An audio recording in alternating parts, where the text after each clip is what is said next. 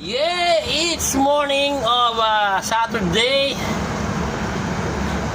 and our lunch for today for the Great Joyce page, kung saan napakasarap, napaka-ninamnam, at syempre pagkain at ulam ang bida.